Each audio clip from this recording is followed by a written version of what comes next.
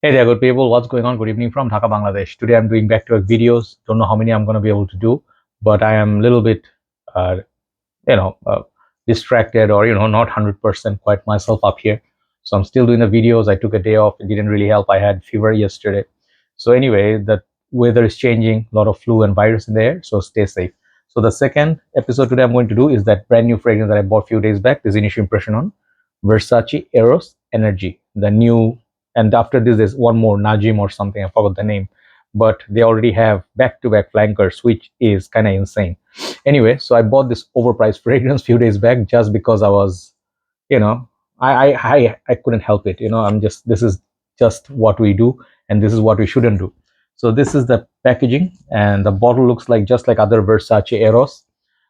Eros is god of love, right? So this packaging, basically the bottles, they attract you like honeybees. Like we're honeybees, and these are like honey. It looks like kind of honey. Anyway, the cap is like this gunmetal color. I don't know what you call, rose gold perhaps. Got this Versace's Medusa head on the top of the cap. And these bottles, I like the design. Got these keys of all that, like nice design at the back. But these bottles are not very high quality glass. I can tell you that because this base is very thin. Okay, if you buy some of the Middle Eastern perfumes, they have very heavy, like Hawas. Just comparison, they are much cheaper than this line. But many of the bottles, they have seriously heavy glasses. So these things, if you drop, you can be 100% certain this is gonna break. Okay, so pretty looking bottle with the Medusa and everything, but not my favorite. Like, how do you call, density wise, not my favorite glasses. Listen to this. No, how do you hold this? Yeah, you hear the sound. It's very thin glass.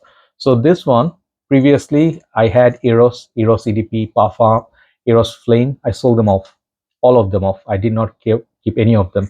Reason being, I was not reaching for them, and there was a time I I was actually very much into Versace Eros. I used to wear it a lot, like 1 million, and then Ultra Male, these fragrance Invictus.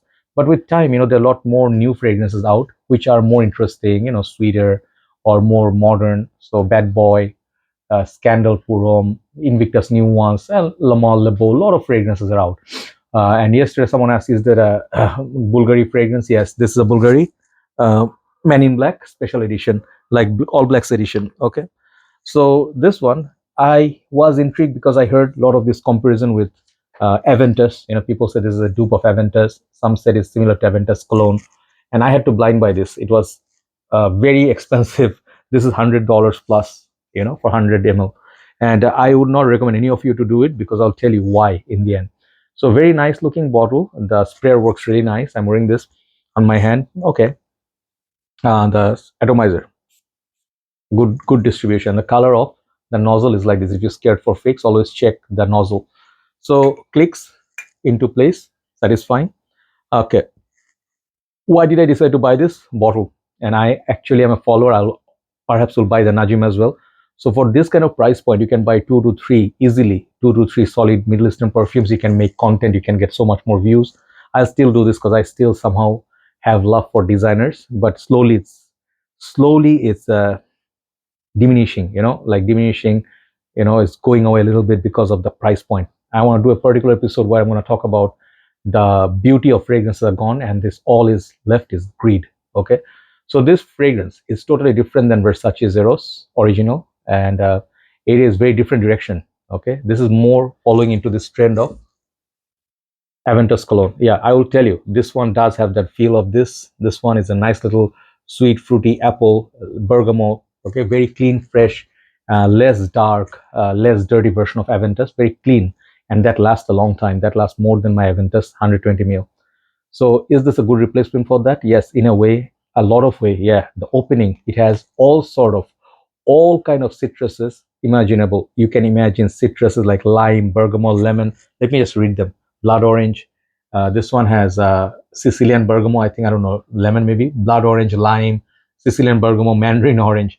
So they have like a six sort of like a strong citruses. Yeah, there you go. So I'm looking at the phone, and then mid notes are pink pepper, white amber, black currant, gets fruity, and dry down is oak moss, musk, and patchouli. So if you spray this for the first time, I had to blind buy this because it was not open, and these are expensive, so they did not open. I bought it from one of the shops here. and not many people have it. By the time it gets cheaper, like say $80, $85 for a tester, I think it will take a long time. So I decided to sacrifice myself to buy this. So anyway, thanks to Perfume Center for bringing this. Still, no one else has it. So I really was happy. I was not wowed, but I was very happy with that opening. I sprayed this in a winter day, and it is like getting 17, 18 degrees. So this kind of weather, this fragrance smells nice, but it will really be shining in the warmer setup. Like if the sun is out, hot and humid weather, which you do not like. But for summer countries, this is the release for that. Let me talk about good things. The opening is $1,000,000. If you are a big fan of citruses, this is Dior Eau Sauvage. This is all the citruses, all the best opening top notes of citruses. They have this here. And this one is very close to Aventus Cologne in my humble opinion, but Aventus Cologne has the green apple, which this one doesn't have. This one is replaced by black currant. So at that time, you may feel this is similar to, in certain way, maybe Aventus, Hachivat, Ish, Pond number 9, like some of the other ones, right?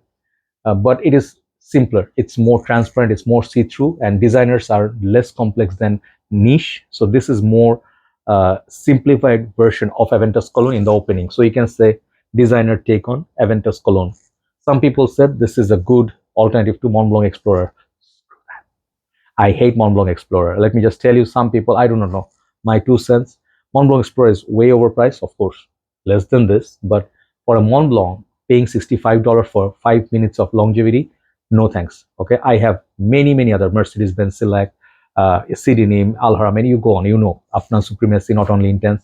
So this is not a dupe of Aventus, more in the line with Aventus Cologne. If you like that, you're gonna get this, but it will be still cheaper than Aventus, but still expensive. Okay, longevity I got from this is decent.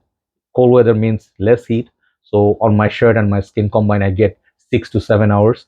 So it's not bad. I would say it's 8.5 for performer. Projection is for 1.5 hours. After that, you smell it. If you have it somewhere here, if you move on the shirt, others can smell it. But after 2.5 hours to 3 hours, you others will smell it. Maybe you will not smell it no more.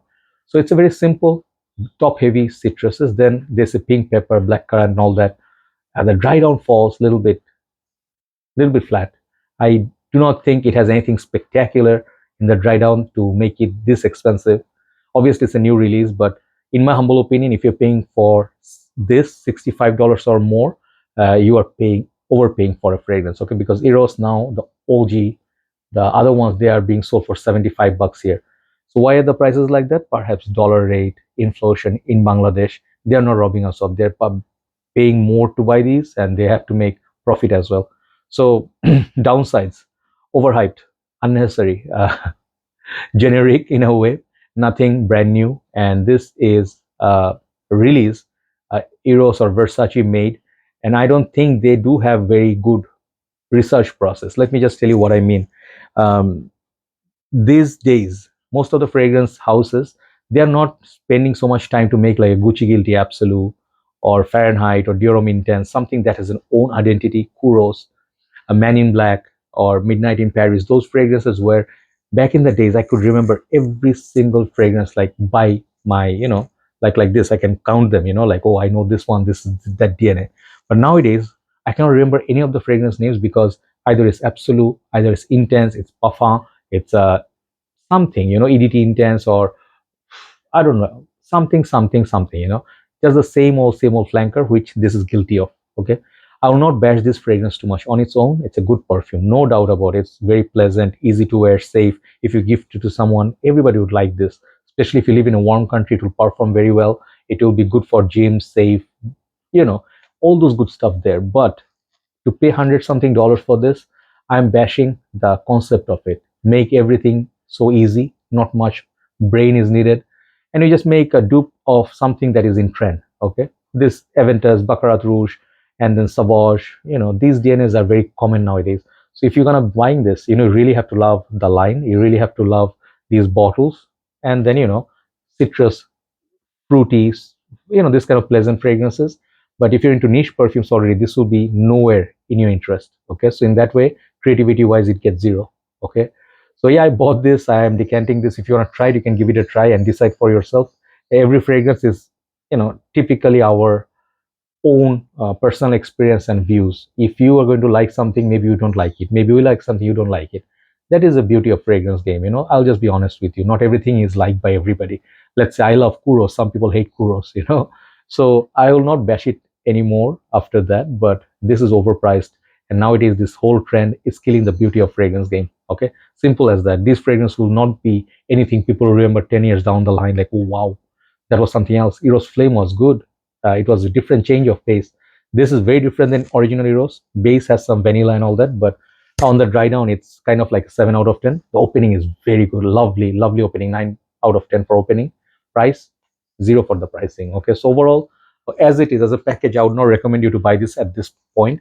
Maybe year end when you get this for $65, or small bottle for cheaper price tag, then you do it. At least get like a sample, like go to the mall. If they're giving away free samples, like let's say, hey, do you have a 2 ml sample or vial, like those little ones they give for free. Take one, try it on your skin, maybe you like it. But this is so much better than Mont Blanc Explorer. Even though it's expensive, I prefer this over Mont Blanc because this has better longevity. And Mont Blanc is a house I don't want to pay like Burberry, Azaro. If they're asking $100 something, no. Versace, I would not pay also more than 100 or anything. But as a fragrance, this is better than the Mont Blanc by far. Overall, as it is right now, this fragrance is getting 7 out of 10. And the 7 is the one additional mark. I was going to give this 6. 1 mark, 6 plus 1, 7 for the opening. Opening is lovely. And I do get the vibes of Aventus Cologne, which is my favorite. Just the minus green apple note. So check it out anyway. If you don't have an issue with the budget, then it's not an issue. But yeah, that's what that is. 7 out of 10 for Versace Eros. Energy, I guess, right? Yeah, Energy Purom. Let's see how's the Najim. That one I would like to try. Have a nice day. Thanks for watching. Let's do a list, then we'll upload it. Take care.